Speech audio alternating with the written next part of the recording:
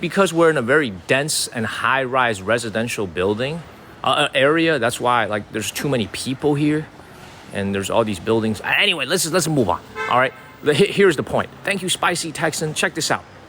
Okay, check this out. Thank you, Pugs. Pugs is here. Thank you, Pugs.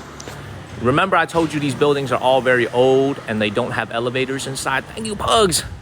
Look at this. Thank you, Pugs. Look, this is the perfect illustration. This is the perfect illustration. These are very old buildings. They don't have elevator. Thank you, Pugs. When they were built in the 1990s, you got to climb all the way up.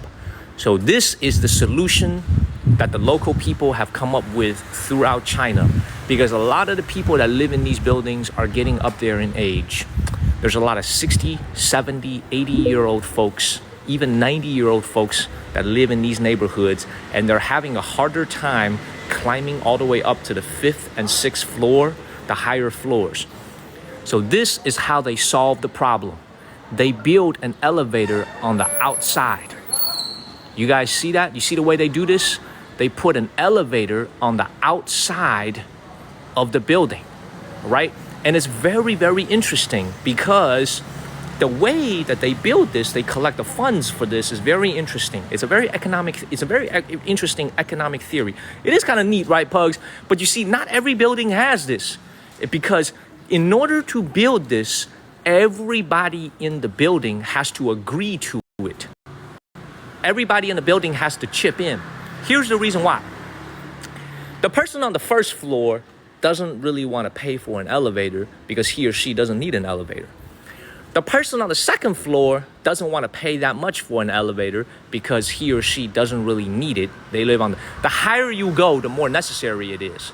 So the economic way of making this work is that the higher you are on the building, the more you pay. And if everybody agrees, they go ahead and get this elevator made. This is why not every building has it, because not every building has agreed to chip in and pay for this elevator. So this is why only this particular building has it, the other ones don't. Do you see that? You see that? All these other ones don't.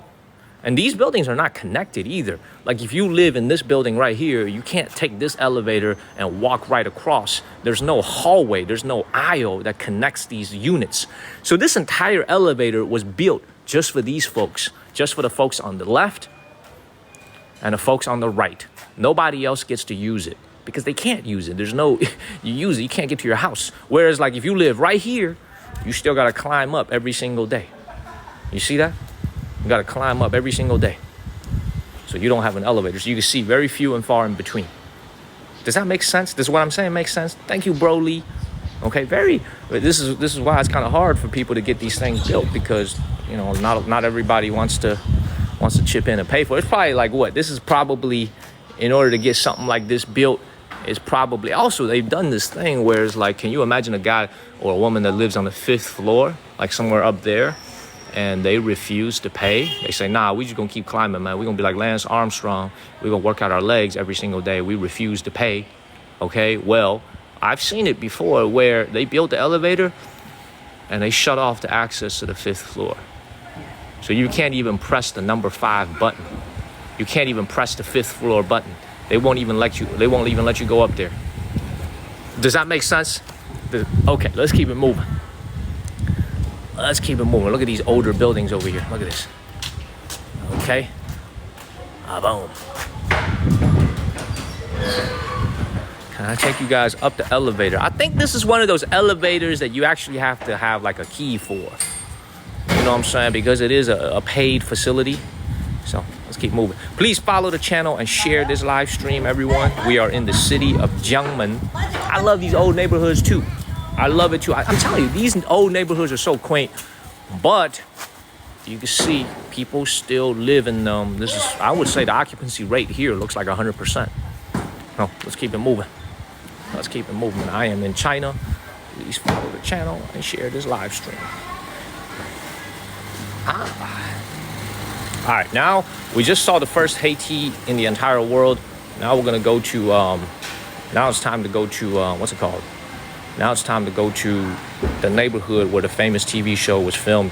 And we are going to do a lunch live stream today from some Cantonese food. Hey, so I took the night off last night I told you guys in Discord, took the night off, rested last night, so you guys didn't see me this morning.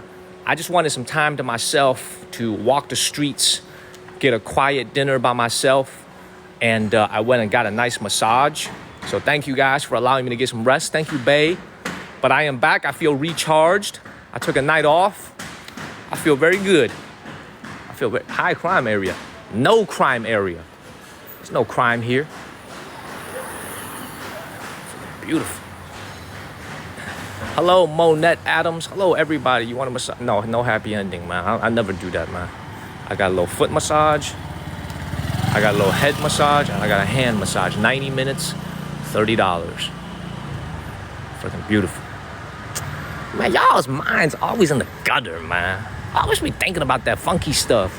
Talking about some happy ending and stuff. Come on, man. No, I got an unhappy ending. It's called the bill. Okay? Every one of my massages has a very unhappy ending. Very unhappy ending. It's called the check. It's called the check. Okay? Very, very unhappy ending. I ain't never have a happy ending at a massage before in my life because it always come out with the bill. Okay? So let's keep it moving. All right? Every time y'all ask, why is there bars on the window? I always have to explain. It's for preventing thieves in the 1990s. You guys have to understand, all right? Back in the 1990s, this was a high crime area. Guangzhou, and I would imagine Jiangmen as well, was infected with crime in the 1990s. It was very, very unsafe. It was very, very unsafe for a woman to walk around by herself late at night. Not because some nasty crime is gonna happen, petty crime, theft, primarily theft, all right? In the 1990s, if you were here in the Cantonese cities of Guangzhou, if you were here in like a lot of these coastal cities where there's a mix of people that come from everywhere in China, people coming out of the train stations, people coming off the bus stations, there was a high crime area in the 80s and 90s, okay? As a matter of fact, I'll give you guys a little bit of history. Crime here was so bad. Crime was so bad here, okay? It would happen in blatant daylight. Thank you, Pugs. Thank you very much, Pugs. Thank you. Pugs, don't tell me you have to leave again. It's the weekend. Thank you, Big Fox. Oh, it was bad. I'm actually thinking whether or not I should tell you guys a story about Yenda, about Strike Hard. You guys want to hear this story? Want to hear a little bit of history? Thank you, Pugs. Don't tell me you have to leave again. What up, Zuri Payne? Thank you, Raiko. What's up, everybody? All right, y'all want to hear this story? Y'all want to hear the crazy story? All right, thank you, Jolo. So, in the I want to say this was in, thank you, Charlie Lambert. Thank you, Charlie. I feel like this was in early 1980s. Okay, thank you, Sin. You guys can Google this. Okay, it is a true story. You can go ahead and Google this. In the early 1980s, yes, Annie, thank you so much for pinning that comment. Thank you, Sin and Ada. Thank you for being my moderator. In the early 1980s, the leader of China at the time, thank you, Sin and Pugs and Jenny, started a campaign. Thank you, Linda. Thank you, Linda. We just hit our goal. Thank you, Linda. Thank you, Bae. Thank you, Jenny. He started a campaign called Strike Hard. Strike Hard, you can go and Google this. Strike Hard. In Chinese, it was called Yenda. In the early 1980s, there was so much crime in China that the leader of China at the time decided to open a campaign against crime called Strike Hard. Thank you, Lady Death. Now, Strike Hard is something that a lot of young people don't really remember because obviously they weren't born at the time. Thank you, Linda. But Strike Hard basically is very simple. For most petty crimes that you would be, let's say, given, let's say today you were caught stealing, or today you were caught, fighting in the streets, you were probably given 2 weeks administrative detention, 3 weeks administrative detention, things like that.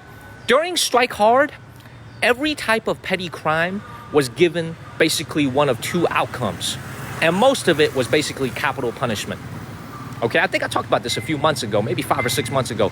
So Strike Hard was a very, very famous campaign during the 19. So my parents would have been like not even 25 years old when it happened.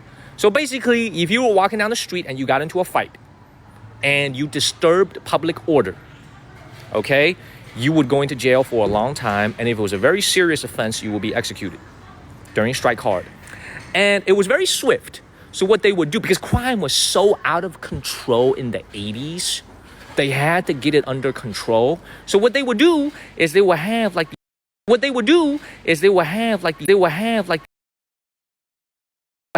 these public trials, and a lot of people would go. Thank you, Nikki. Thank you, Tammy, for extending yourself. And like, it'd be like a public trial. It'd be like, this person was convicted of, this person is being put on trial. It was like the French Revolution. Way to warn the general public, don't commit crimes. It was a way to tell the general public, do not commit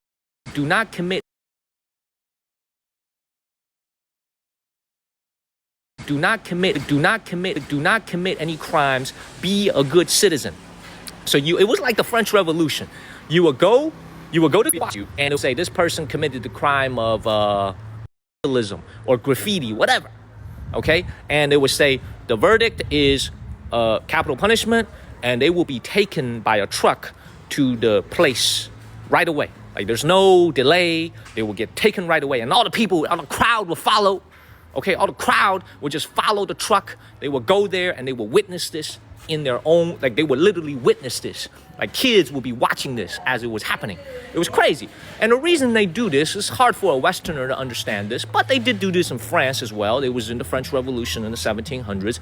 The reason they did this was because crime was so out of control in the early 90s. Thank you, Broly and Pam, but they had to get crime under control. They had to get crime under control. And as a matter of fact, as the channel evolves, we're probably going to talk about some of these stories, because there was one particular incident that triggered Strike Hard. There was one, so you could go and Google this. You can go and Google this. This is an actual piece of history. It was called the Strike Hard campaign. In Chinese, it was called Yanda. And the reason why I think of it when I think about this city is, like, when you think about Guangzhou, when you think about Chengdu, when you think about Kunming, a lot of these big Chinese cities in the 1980s and 90s, they were very dangerous. Very, very dangerous, man. There was a lot of crime. You would get robbed walking down the street. You would get robbed by one of these motorcycles walking down the street. They would snatch women's purses. They would snatch women's earrings. They would do it all. It was a totally no rules type of society. And this is why, like, when you think about what China has turned into today, just how safe it is. That's why, like, I think a lot of people, when they look at all the cameras that China has, they probably be like, oh, it looks like a lot of cameras. Why do they have so many cameras? Well, that's kind of the deterrent that they have in place. That's kind of the deterrent that they place to make this society so much more civil. You know, because you don't know what it was like in the 80s. Neither do I. I was born in 1990. But it was a very different world back then. You know, when I was a kid growing up, you know, I was always taught, don't talk to strangers. Because another crime that there was a lot of when I was a kid was kidnapping little kids. I don't know why. I don't know why the hell I'm telling y'all these types of stories, because I love to share history with you guys. Why the hell am I telling you guys these stories, man? What the hell? Why am I saying this? That don't even make sense. Thank you, Gene and Marlene. So in the 80s and 90s, man, you gotta understand, back then, and it's still to a certain extent today, a lot of Chinese families, especially back then, especially in the rural areas of China, they really valued having a boy. It was in China, it's called 重男轻女, which means they put an emphasis on boys. And back then, they didn't like girls as much. A lot of families wanted to have boys. They wanted to have kids that were boys. So if a family didn't have a dog, they didn't have I almost said dog. If they didn't have a boy, but sometimes what they would resort to doing is they would buy. Thank you, Shauna. They were like, I guess the nice way to say it is politely say it is to adopt, but they would buy a boy. Now, where the hell did the boy come from? Where do you think the boy came from? Well, the boy was kidnapped from a city and then sold to a, a rural countryside. So a lot of that happened in the 80s and 90s. It doesn't happen as much nowadays because they have DNA testing. And also, it's like when you live in China today, it's also one of the most emotional things that you could ever witness. Because I've seen a lot of episodes of Chinese government TV shows where they are now using DNA testing to reunite a lot of these kidnapped kids with their parents.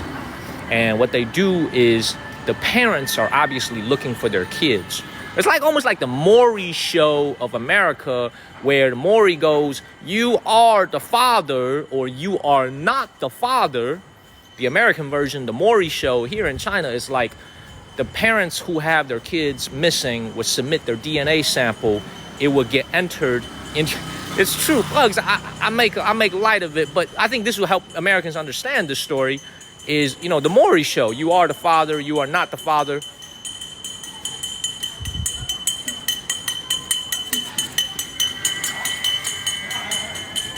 Oh, you're trying to collect some old appliances. I'm like, what the hell is that bell ringing in my ear for? I thought I was going crazy. Anyway, let me finish my story. So what they would do nowadays, they would put all the DNA into a nationwide database, and a lot of kids now in their 30s and 40s are reuniting with their parents. It's a very emotional scene. I've seen a lot of these episodes. Very, very emotional. Their parents are like 80 years old, 75 years old now, and you know, they get reunited with their kids, and it's very, very emotional. They haven't seen their kid in like 30, 40 years because of DNA testing.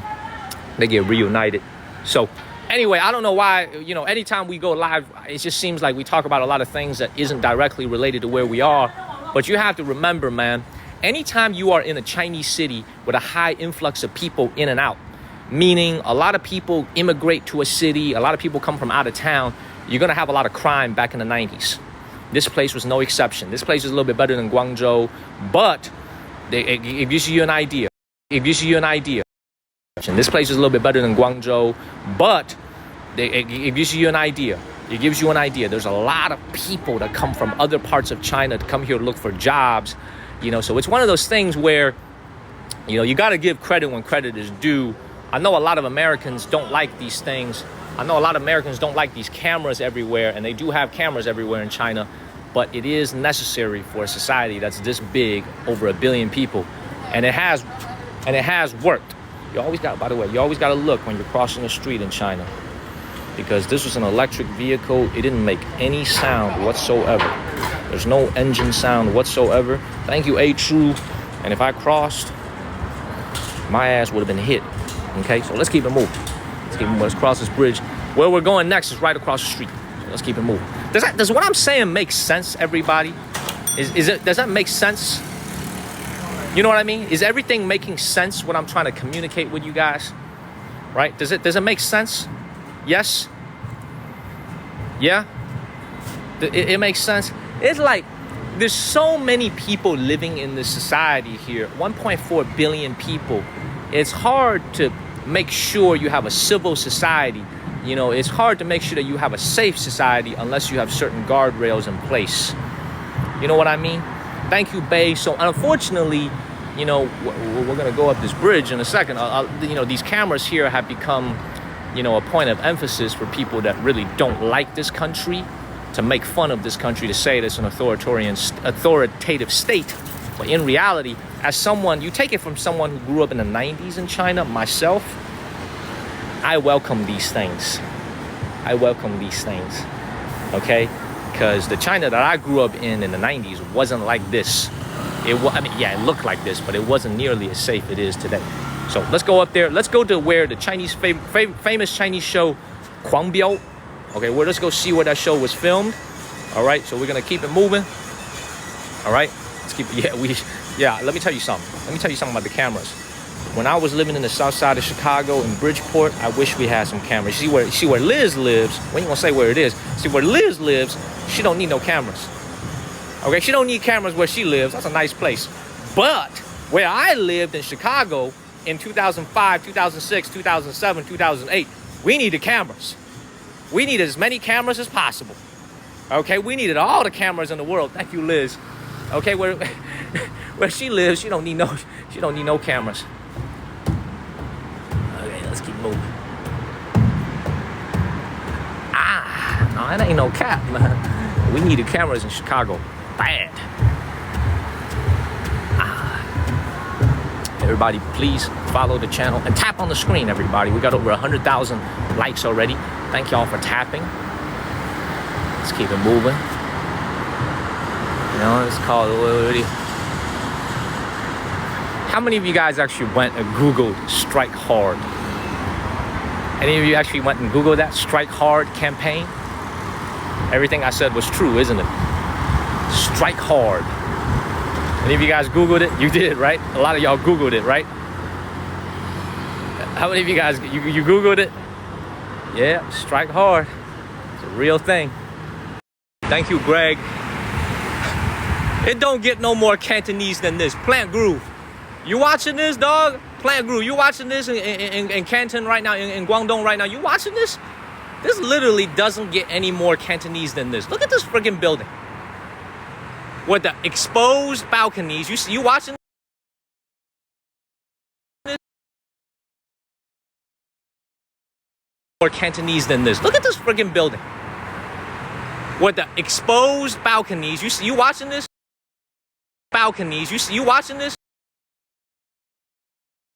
Balconies. You watching this? This?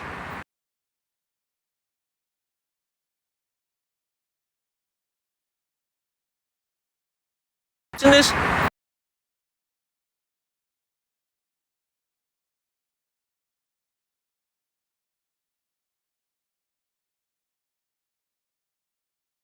You Abbas.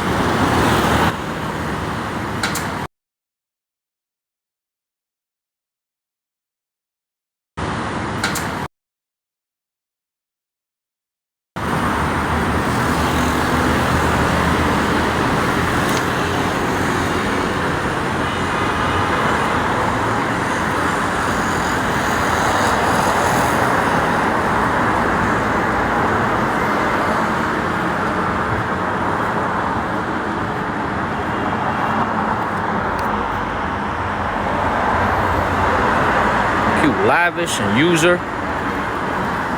We back on? Alright, look, here's the deal. We've been having a lot of problems with Google Fi in these last two cities that I've been to since I came out here. I don't know why. Thank you, Plant Groove and Wild Kit Kat. Like I said, I don't really know why, but we've been having issues. We've been having issues with Google Fi in China.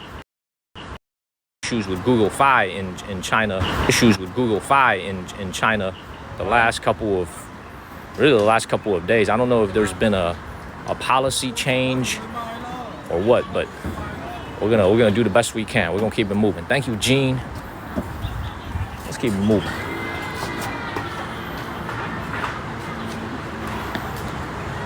What happens if people have more than one child at the time? Well, we are in a part of China here in the deep south where it's very common for people back then to have multiple children. Thank you, David. You see, the thing with the one-child policy of the 1990s, of the late 80s and 1990s, is very simple. It depends on your situation in life. Let me explain what I mean. Situation in life. Let me explain what I mean by that. Usually the people, they were people that relied on some type of government income. Okay, so let's say you're a contractor for the government, you directly work for the government, you're a government employee, or you live in an area of China where the one-child policy was very heavily enforced. Okay, let me before we continue with that story, you can see what's going on here, right? They preserved this little corner of old city Jiangmen. They haven't torn this down. This is still preserved. Thank you, Sophie. Let me get out of this man's way. Okay, you can see how this is still preserved. This is why we're getting closer and closer to the historical neighborhoods. Look at this. Okay, and what else do you notice about this city? Before I continue with the one-child policy, another thing I've noticed is that this city has a lot of gasoline-powered petrol motorcycles. So everywhere else that we've been to in China, 99.9% of the motorcycles and the mopeds on the road are powered by electricity.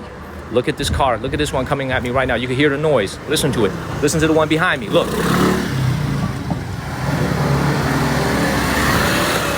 Y'all hear that? Those are gasoline-powered motorcycles that are not even allowed to be on the road in many Chinese cities. But for some reason, here in Guangdong, in these types of cities, they're still allowed to be on the road. When we go to Taiwan, when we go to Taipei, in southern China, when we go to Taiwan, and that's later this month, you're going to see it. You're going to see it. There's going to be a lot of this. Look at this. Look at this. Thank you, Linda. I appreciate you. See, look, another one right here. See that? This is not even allowed to be on the road in a lot of bigger Chinese cities. But here, they probably don't care. Look at this. Now, hopefully our signal stays good when we come in here. Check this out. Look at these old alleys. How tight they are. Look at this. Thank you, Gene Bravo. Look at this. Nah, man, there's no war in Taiwan. And hopefully there isn't a war. Man, we common folks just want to have a good life. We just want to be able to feed our families, travel the world, and live a good life, man. Don't nobody want no war. You know what I'm saying? We just want to live a good, happy life. Just want to live a good, happy life. Let's keep it moving. Yeah, it's okay for me to walk through here. This is public street. You see those girls over there? What y'all think those girls? You see that girl right there? Thank you, Carolina. Hello, Lisa Ann. What's up, Lisa Ann? Look at this. Look at these old homes right here. All right, let's keep it moving. Now, we don't really know for how much longer they're going to keep these areas around. They're going to keep these neighborhoods around. But this neighborhood right here, right around 40 to 50 years old. Thank you, KB and David Wu. 40 to 50 years old. Back then, man, back then, this was considered a nice-ass house. Okay, thank you, David. This was considered a nice place back then. Like this building right here was considered like a very, very nice place in the 1970s and 1980s when it was built. Okay, and the thing about Jiangmen that I'm noticing is that all these homes are actually occupied. Thank you, Lisa and Bay. There's people that live here. You know, we've been to a lot of places in China where you go to an older neighborhood, a really old historical neighborhood, it's empty. It's abandoned. Thank you, Carolina. Honest God, every single unit that I'm seeing here has an electric meter running across it, and it's like running. You see that? There's people living here. You know, I don't know we could go inside, but I'm going to try to show you a door that's open. And a lot of young people now all grow up in the big skyscrapers and the big condominiums. So a lot of young people actually like to come out here and take photos for Instagram, like these two girls are doing right here. Okay, thank you, Bay. Thank you, Jeff. The black on the building is a mold. Look at this. Man, thank you, Brian. Thank you very much, Brian. So this is the city right here. You see that right here? Thank you, Kimmy. I see that this is the city of Jiangmen. It's right in between. Thank you, Carlito. It is right here in between Guangzhou and Zhuhai. Thank you, Lavish. Thank you, Teresa. You see that? Beautiful. Look at that. Beautiful. How is the signal, everybody? Are we still lagging? We are in the midst of some small alleys. And look at this friggin' building right here. Look at that. Great, good, okay. All right, let me explain a little bit further. So this right here, this building looks like it's from the 70s and 80s. This would have been the home to a very wealthy person. I would estimate that the person, wealthy person, I would estimate that the person who built this home, likely they have family in America, family in the Philippines, family in Singapore, family in Malaysia. Meaning, remember, this is the home to over 4 million overseas Chinese. What they did is that a brave young man and a brave young woman will venture overseas to go and make a living. And once they've made it, they would take their US dollars, they would take their British pounds, and they would come back here to China and build their extended family a beautiful home. So whenever you see a home that looks like this and it's got some age to it, there's a very high, and also it looks a little bit European with these arches, you know, with the way the entrance looks, that's very different from the rest of the neighborhood. It's a demonstration of the success that this family has had in overseas trading and overseas jobs. They've come back and built themselves a nice home. Does that make sense, everyone? So this is why this building looks very, very different from, for example, this building right here. Okay, does that make sense what I'm saying? It's a very, very overseas immigrant-based place.